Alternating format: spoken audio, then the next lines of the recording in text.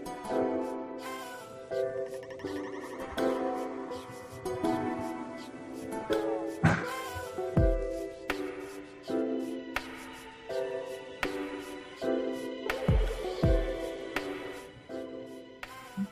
hello everyone.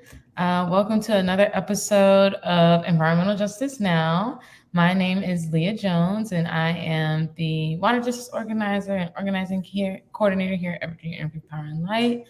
Before we start today, as usual, I'd like to do a very brief land acknowledgement. While we are on a video call and many of us are joining in from different places, it's important that we remind ourselves that we gather on the unceded land of the indigenous peoples. So I am joining in from so-called Richmond, Virginia, and I am currently located on the land of the Powhatan and Chickahominy peoples. So if you are unsure of whose land you are on and you would like to learn more and find out, you can always visit native-land.ca to find out. So let's get into the show.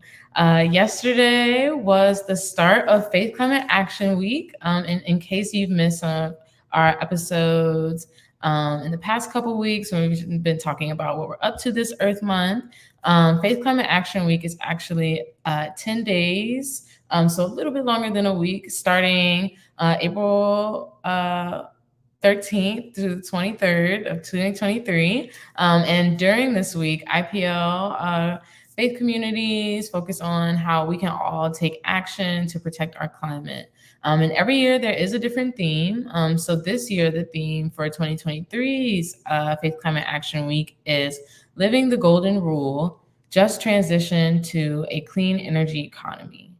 So with this, we'll examine our responsibility to transition to energy sources that safeguard our common home and how our faith calls us to respond with just solutions for all. So to talk more about just transition today and Faith Climate Action Week, I'm joined by Kadez, a very familiar face. So hi, Kadez, how are you doing? Hi, Leah. I'm good, and it's good to be back on the show. And thanks for allowing me to join this week. Of course, we are so glad to have you.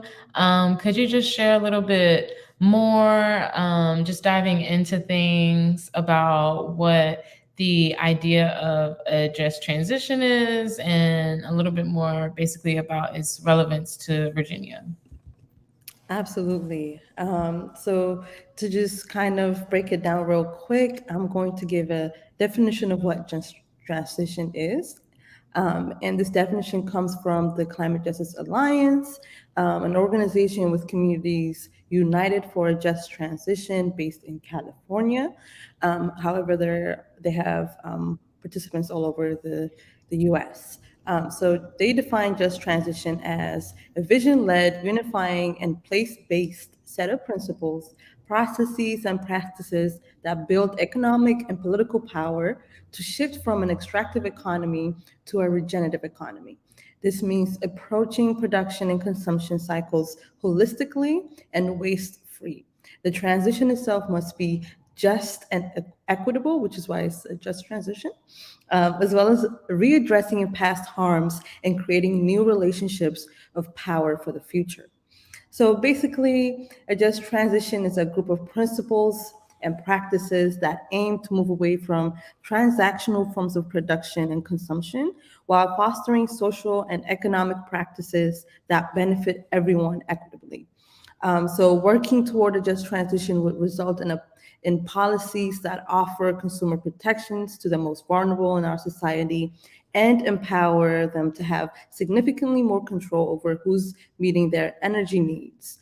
And so VIPL believes this topic is particularly critical here in Virginia as we work towards transitioning to clean energy sources while also prioritizing a just, equitable energy transition for all communities, especially our communities that have been most impacted by our fossil fuel infrastructure here in our state.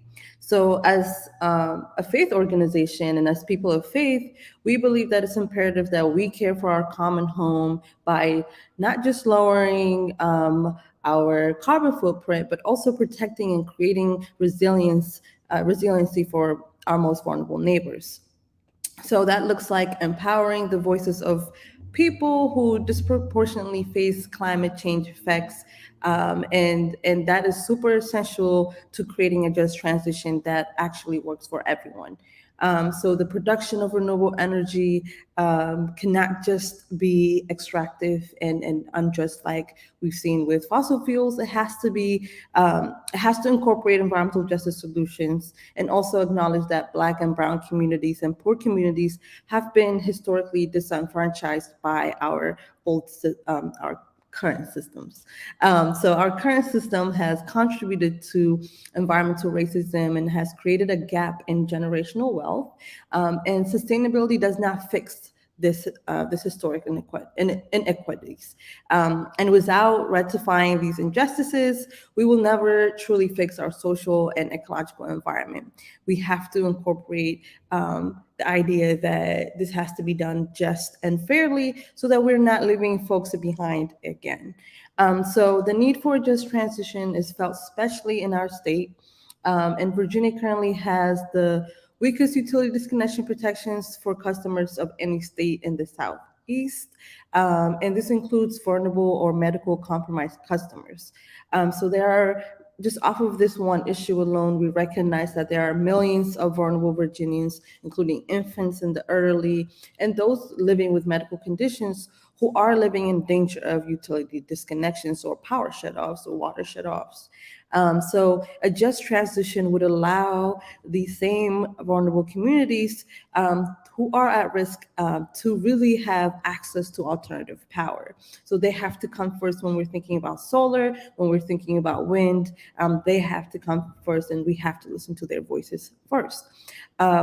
Otherwise, these problems will only get worse when you consider that the people most at risk for things like utility shutoffs and disconnections are minority groups, including people of color, women, and lower income families. So rather than just making it harder for these communities to gain access to affordable energy, even while we're switching to renewables, we should be encouraging policies that make the transition easier, just, and also consider the historic disproportionate impacts of climate injustices, but also energy burdens in our state. And another example is that earlier this month, the Biden-Harris administration announced new clean energy projects to revitalize energy communities and support coal workers. So this could be a great opportunity for Virginia to potentially use these funds to support the energy burden communities here in the state, where we see a lot of coal power plants pop up, as well as the frontline coal workers who work in these communities. So that's a quick spiel about just transition and what we believe here at Virginia IPL. Thanks so much, Kadas. That was I feel like a very thorough, easy to understand way of describing the phrase just transition. I feel like we've been hearing that a lot lately because, especially even federally now, we've begun to recognize that we can no longer ignore the fact that we do need to make a transition. So now that we know that that transition can't be avoided, we have to prioritize making sure that it's fair for everyone. So and we see that being reflected here and the importance of that and the need of that very much here throughout the state of Virginia. So I'm excited to see what the future holds, and hopefully Virginia can catch up and create these policies and provide the funds necessary for our communities who are in most in need and most impacted by fossil fuel infrastructure. So we definitely look forward to everyone at home helping to advance climate and environmental justice and this effort of just transition in our own state. Hopefully by participating in Faith Climate Action Week. And of course, you can visit our Earth Day webpage to learn more about what you can do to honor Earth and all creation, especially this Earth Month, but especially this Faith Climate Action Week. I have just a couple events to share with you all that we've already shared previously, but just in case you might have missed it. Throughout this month, we have been doing this ongoing book study of the book titled The Seven Circles, Indigenous Teachings for Living Well. This has been a really fun book study that happens every Tuesday, and it only takes an hour of your time. And though we have reached the end of our sessions, next week will be our final session. We'll be reviewing the final chapter in the Seven Circles. So even if you haven't read the book at all, it's not too late to join us for discussion. We'll appreciate you regardless and your input. In addition to our book study, we also have another event upcoming celebrating Earth Day. Mention this one as well, but this is this is something that we hosted last year. We're bringing it back again. VIPO will be celebrating Earth Day with a traditional East African coffee ceremony, actually hosted by Kades, connecting coffee, community, and nature. We'll be having traditional East African coffee as a part of this celebration to reflect and discuss on community, nature, and belonging. So please join us on April 22nd at 10 a.m.